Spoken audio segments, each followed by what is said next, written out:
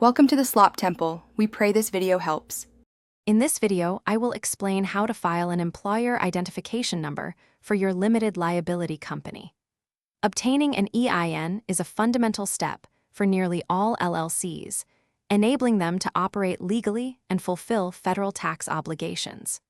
We'll walk through the straightforward process, ensuring you understand each stage from preparation to receiving your 9-digit identification number. This guide will help you navigate the application methods and prepare for your LLC's financial future with confidence.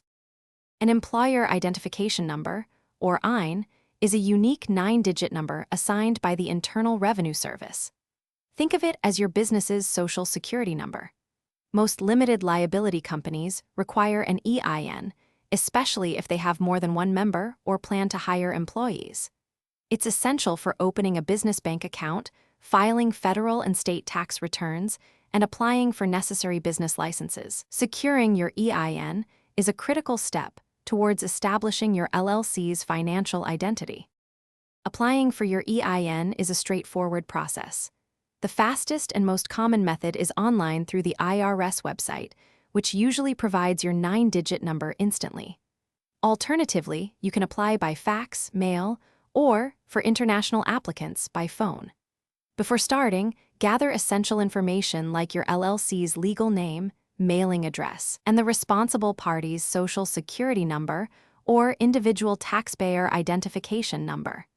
This preparation ensures a smooth and efficient application experience. Once you receive your employer identification number, it's crucial to keep the confirmation letter in a safe and accessible location. Your next immediate step should be to use this 9-digit number to open a separate business bank account for your limited liability company.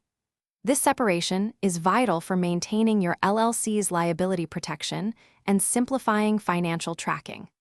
Also, remember to inform any relevant state agencies of your new EIN for state tax and licensing purposes, ensuring full compliance. Thanks for watching. Consider subscribing if we helped you.